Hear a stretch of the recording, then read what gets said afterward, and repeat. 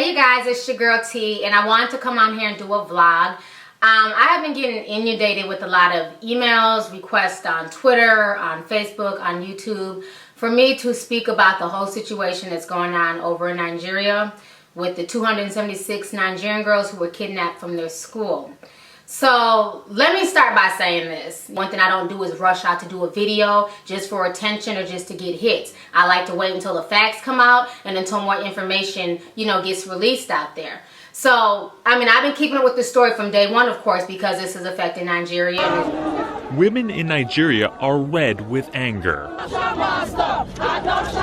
They're protesting in Lagos to demand the government intensify efforts to rescue 234 kidnapped schoolgirls. What we are here to do is to let the government know that they should declare the identity of the kidnappers and release our daughters. This is not too much an assignment for Nigeria to do, and that is why we are here. The girls were abducted 3 weeks ago from their school in the northeast. On Monday, the Islamist militant group Boko Haram claimed responsibility for the abduction. French news agency AFP reports the group is threatening to sell the girls on the market. Protesters say they won't stop until the girls are safe. Well, this is the beginning. I guess Nigerians don't have is not used to protesting. So this is the beginning. We'll be coming back again every Monday here. We'll be wearing red every day to make sure that everybody remembers the suffering that these girls are undergoing. And it will, until the girls are back, we will continue. I think this is the first step, and we will mobilize more and more people. President Goodluck Jonathan has promised to free the girls, but has given no indication as to their whereabouts. But with that being said, there's a lot of things that are going on with this story that it's just not sitting well with me. I'm not feeling the story. I just see a lot of bullshit. I just see a lot of propaganda. And a lot of you guys may not really agree with this video. A lot of y'all might get pissed off. It is what it is. I don't know how to come on video and be fake or that's just never been me. So let me just go ahead and just tell you guys how I feel about the entire situation.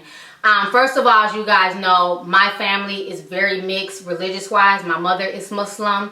My father is Christian. I have lots of Muslims in my family, lots of Christians in my family. Me, I'm just kind of lost somewhere in the middle, I'll do certain things. I'll go to church on Easter Sunday, but then sometimes I might go to the temple with my mom. I don't really focus on the whole religion thing because the whole religion thing, all I see, especially in Nigeria, is people using it to push propaganda, using it as an excuse to kill other people, when at the end of the day, we're all people. So right now, I don't even know what religion I consider myself. I just try and be a good person and just try and treat folks the way that I want to be treated. You will never see me on Facebook or on the internet pulling out Bible scriptures or pulling out stuff from the Quran. To each his own. I don't get involved in the religious thing because I see how it is with people in my family, with friends, and people in the Nigerian community and stuff like that. So I don't involve myself in religious, diatribe and stuff like that. But a lot of things with this story bother me. First, they're saying that the group that's responsible for this is Boko Haram. And they're saying that Boko Haram is an Islamic terrorist group in Nigeria. But I feel like Boko Haram is more of an anti-Islamic PR machine. It's just a lot of really fishy things that are going on to me with this story. First of all, it took over a month for the story to even become national news. These girls were kidnapped almost 3 weeks ago. It's just not making international headway. Okay? Just the other day, just a few hours ago, the so-called leader of Boko Haram, he came out with this video basically announcing and saying that he kidnapped all these girls and he plans on selling them. And initially, the news media was saying that these girls are going to be sold as child brides, and that pissed me off because selling somebody does not make them a bride. Let's not try and make this cute. Let's not try and make this, let's not try and make this cutesy wootsy. Let's go ahead and call it what it is. These girls are being sold into sexual slavery. It's not child bride. There are people that are kidnapping and selling women into sexual slavery. And it goes on all throughout Africa, throughout Europe, and in the United States. Don't get it twisted. A lot of people are being smuggled into the United States and being sold as slavery. Slavery did not end back in the 1800s. There's still modern day slavery that's going on around here, and people need to wake up and realize that, okay? So he came out with this video. I'm going to go ahead and play you guys some news clips as I'm talking. So here goes his video that he came out with today. I want you guys to go ahead and check this out.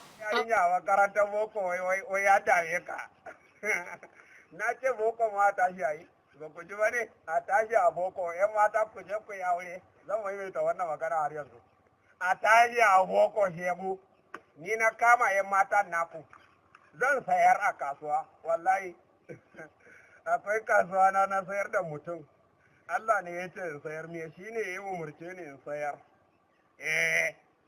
zan sayar da mata ina sayar da mata in ji Allah ta'ala fa darbar riqab hatta idza azhantumuhum har sai kun jika kasa da jinin arna illa wai kace musulunci kake yi ka ji tukunnan. In every nation, in every region, now has the decision to make. Either you are with us, I mean real Muslims whom are following Salaf footsteps, or you are with the Obama, Professor Holland, George Bush, Clinton. I forgot not Abraham Lincoln. Ban Ki-moon and his people generally, and any unbelievers. This is a tawhid. This war is against Christians. I mean Christians generally. Ba ku taɓa yakana ba, ban taɓa ganin ku ba, amma na fi jin haushin ku. Wallahi, hakan nake wallahi. Wallahi na ji haushin ku. Okay, so you guys just watched the video, and it was also announced today that they've also kidnapped about another 8 girls from another remote village also in Nigeria. John Kerry is out there in Nigeria, and he's talking and everything else. So the United States is out there. The news media is out there. I'm going to go ahead and show you guys some more news clips, and I will come back with the rest of my commentary. Everything is so beautiful. Let me be clear. The kidnapping of hundreds of children by Boko Haram is an unconscionable crime, and we will do everything possible to support the Nigerian government to return these young women to their homes. The theme of this summit will be investing in the next generation. When people say that kind of development that happened in Europe and Asia can't happen here, we just plain disagree. It's already happening. Africans are shaping their future for themselves. You're shaping it for yourselves. And we want to share in your effort and help to provide and drive for a shared prosperity that reaches these millions of young people who need education and jobs. That's one of the reasons that I've come to Addis today. You guys just watched the news clip. So like I said, a lot of things are bothering me with this whole situation. First of all, who is backing Boko Haram? Who is backing this militia? You know, where are they getting their guns from? It is hard to kidnap one child, okay? When somebody decides to kidnap one child, there's tons of planning, tons of strategy. They have to find the right child. They have to follow that child and determine their habits and everything else. How does a militia group kidnap over 300 children from a school? This was at night. This was at like 3 in the morning when this happened. So these kids were in bed. This was an ambush. These kids were asleep. Who let this group into this school? Who unlocked the doors? Why are people not asking those questions? You know, that's a lot of the shit that's bothering me. Everybody wants to just say it's this group, but they're not looking at the big picture that somebody is funding this group. And I definitely believe that the government may be involved in this whole situation because, as we all know, they've also been arresting the parents. They've been arresting the protesters. Who arrests these protesters, but then doesn't go after the people who did the kidnapping? And that's what's bothering me with this situation. It's like everything here is just ass backwards. Everybody wants to sit here and cry to the United States once again and ask the United States for help, and the United States should do something when the own government there in Nigeria is not doing anything. You know, Goodluck Jonathan is not doing anything. You know, he's just now coming out and speaking about the situation. He's just not asking for international help. But before this even made international news, why were they not on top of it? Do you mean tell me that a convoy of many buses can come and kidnap over 300 girls, you know what I'm saying, and nobody knows where they went? Nobody knows where this convoy went. Nobody knows where all these girls went. I call bullshit. And then for 50 girls to just so happen to escape, I also call bullshit. You know, I feel like those girls escaped because they were allowed to escape. Because maybe those girls had family members in high places. You know, just think about it. 53 girls were able to escape, but not the other 200. And for them to just run off and supposedly freely escape, why were they not shot? Why were they not killed?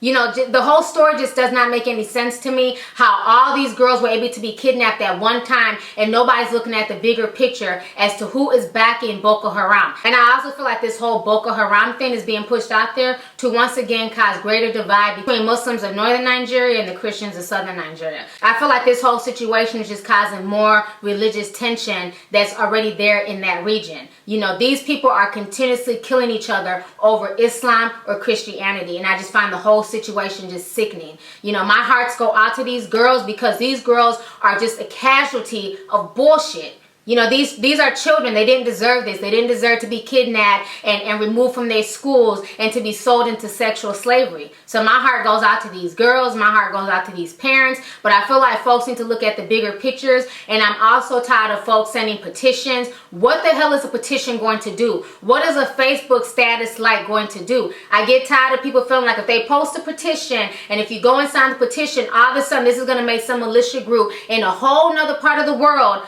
Oh, damn, 10,000 signatures in 24 hours? Oh, well, why don't I just go ahead and release all these girls? I'm convinced that the world really believes that Facebook works like this. Check out this meme. I posted this on Facebook a year ago, and I'm convinced that this is how the world thinks that Facebook works. This is how the world thinks that change.org works. So just as long as Mary J. Blige comes on and says something, or, you know, Obama says something about the situation, all of a sudden this group is supposed to just let these girls go just because we signed a petition. That's not how it works. You know, the people there in the country need to step up and go fight for these girls. The government needs to step up and go fight for these girls. They need to get all the manpower that they can get together to go look for this group and go find those girls. You cannot depend on a petition or anything else. You know, I was sending so many petitions on my fan page. I posted it Saturday, and I said, if you feel like signing it, go ahead and sign it. If you go to the petition I posted on my fan page, I did not sign the petition. You know what I'm saying? Because a petition is not going to change the situation. These petitions are made to pacify people. It's just made for folks to pat themselves on the back and feel like they really did something. Oh, I signed electronic signature.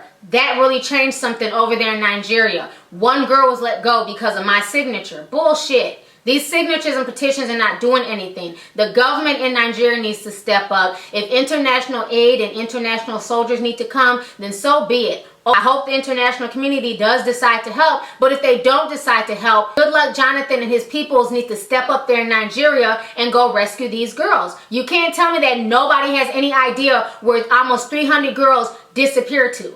This is bullshit. There's all these satellites all around the world, and satellites can beam into anybody's household, and satellites can see anything, but they can't locate a convoy of over 300 children. I mean, this whole situation is just really, really crazy and disheartening to me. Somebody is funding this bullshit. And then for him to drop a video that looks like it was recorded on a toaster, miss me with the bullshit. I mean, it just reminds me of the whole Osama bin Laden thing again, where Osama bin Laden was dropping all these videos throughout the years, but no one could find him for years and years. I mean, the whole situation is just sad. My heart goes out to these little girls, and it goes out to their families. And it's just hard for me to wrap my common sense around the fact that these many girls can get kidnapped and nobody is seeing the big picture or asking any type of diligent questions. So anyways, go ahead and leave a comment. That's my rant on this whole situation. Like I said, you may or may not agree with me. It is what it is. I just like to look at the big picture. I like to ask certain questions, and something about this entire situation is just not vibing with me. So anyways, go ahead, leave a comment. Let me know your thoughts on this entire situation. And how do you feel about these girls being kidnapped? And do you feel like there's more people involved in this situation than just Boko Haram? And then how do you feel about, you know, the government of Nigeria sitting there arresting the protesters as opposed to getting their troops together, getting people together to go look for this group called Boko Haram? So let me know your thoughts. All right. Deuces.